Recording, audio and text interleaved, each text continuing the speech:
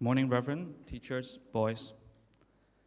Today is International Women's Day, so it gives us great joy to welcome Mrs. Lau to our campus this morning. I believe most of us know Mrs. Lau as the beloved headmistress of a school that also bears the wonderful diocesan name, DGS. As many of us can testify, our two schools share a very special friendship and comradeship. Mrs. Lau is also the chairwoman of the Women's Commission, helping and supporting women of need at various levels and advising the government on policies of equality. As the chairwoman, Mrs. Lau also represents Hong Kong at the United Nations at UNCSW, the United Nations Commissions on the Status of Women. Will you please join me in giving a very warm welcome to Mrs. Lau this morning?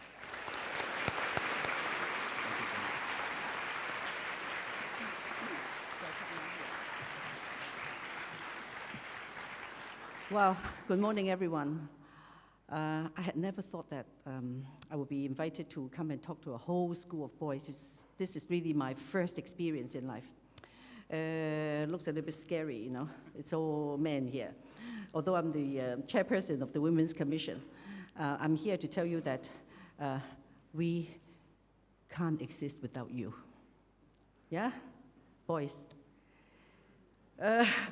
When Mr. Cheng asked me to come and do some sharing, I said, gladly, especially on Women's Day. And I also took leave from my school, from my girls. I told them I'm going to DBS tomorrow. They said, what for? I said, oh, on International Women's Day, since you have enough of me every day, maybe I should go and talk to the boys. First of all, I'd like to bring you greetings from DGS. Many of you, have friends in DGS and have made some of you even eventually lifelong friends and lifelong partners. So I'm here to actually congratulate you for partaking in a fine Christian education offered by DBS. And I want to emphasize this morning on the adjective Christian education. Now, frankly speaking, boys, I have to be careful and not call you girls. Boys, you have to be we have to admit that all schools in Hong Kong or worldwide are doing their very best to educate their students. But what is the special element about a Christian education? I'd like to perhaps just elaborate a little bit on this. I suppose that DBS, yes, they do offer you a fine education, but I would like to add a fine Christian education. Academically, you are very sound, and your headmaster is very keen in offering you a full spectrum of ECAs, which enhances the academic pursuit in the school, and also enrich your experiences, and give you all the excitement and the fun that you need every day in order for you to say, I want to go to school every day. Now, as far as I know, many of my girls told me that they don't want holidays. They like to go to school because it's exciting. There's a lot of learning going on there. Oh dear, some of you giggle. But I'm sure you giggle on the surface, but inside you. Now tonight, I hope you mull over what we talked about this morning, yeah? And see whether what I'm saying is, at least to some extent, true for the education that DBS is offering you. So, the next question for you perhaps to ask is, since my parents are keen for me to come, I hope you were keen to come here also yourself. What does the DBS education lead one to? Now, I'm sure with academic pursuit, with all-round ECA experiences, and with spiritual nurturing, the end product should be somebody who we call an all-round person, who makes a good son, a good student, a good citizen, a good global citizen eventually, and of course, somebody who will also contribute to one's country. And if you ask me to sum up, what do you want from us, Mrs. Lau? I would say to lead and to contribute, and to play your role as a man. And I said a while ago, in this world, we just can't survive without men. So what kind of a man do you want to be in order to lead and to complement the life of others around you? Okay, there is this end result that we are working towards achieving or attaining. But during the process, young men, today I'd like to offer you some thoughts to mull over also. So how are you going to get prepared to attain that end? I think your prefect read out a verse from Proverbs, which I think gives you very sound guideline and advice as to how to go about life. And I read it again. It's the fear of the Lord. This fear means you respect, you listen to the Lord.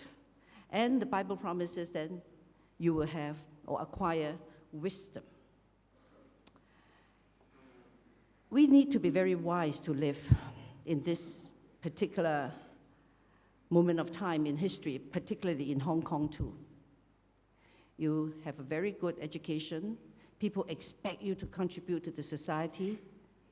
But as to how you should go about it, there's a lot that we need to be careful about. I would have thought during this period of time, take advantage of this Christian education. Learn about what God meant for how we should live.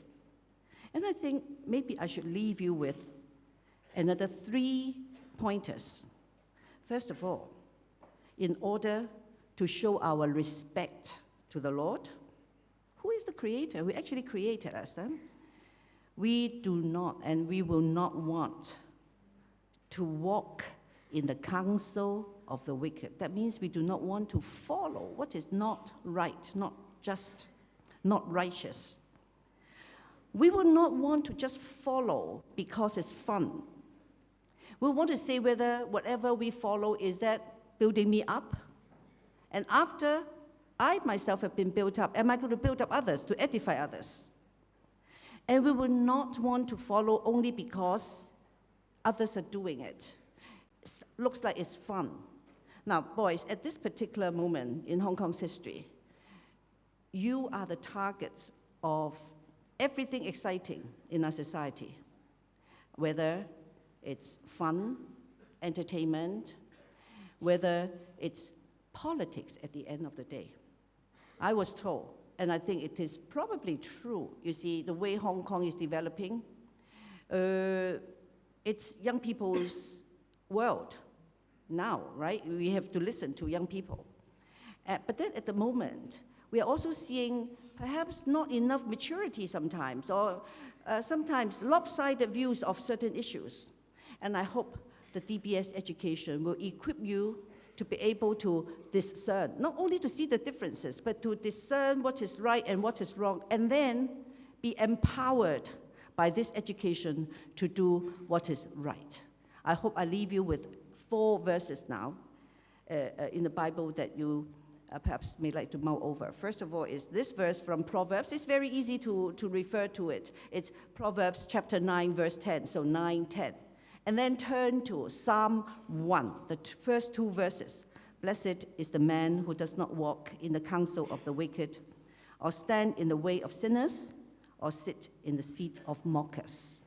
All right, as chairperson of the Women's Commission, I do represent the other sex in our society, but I'd like to leave you with this exciting message that we will do our part. We are not here to ask for women's liberation, this and that. We would like a balanced role in our contribution to the society, complemented by what you people can do to lead, to guide, and to support us. Thank you very much.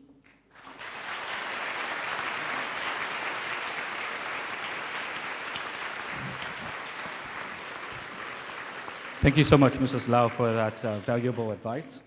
I hope our boys will grow up to be God-fearing and mature young men to complement the opposite gender. And I understand that Mrs. Lau will be representing Hong Kong to fly to the United Nations in a couple of days.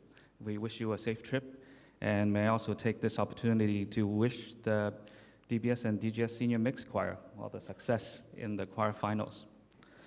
We just have a little gift for you to take on the road. Thank you for coming up today again. Thank you very much. Thank you so much.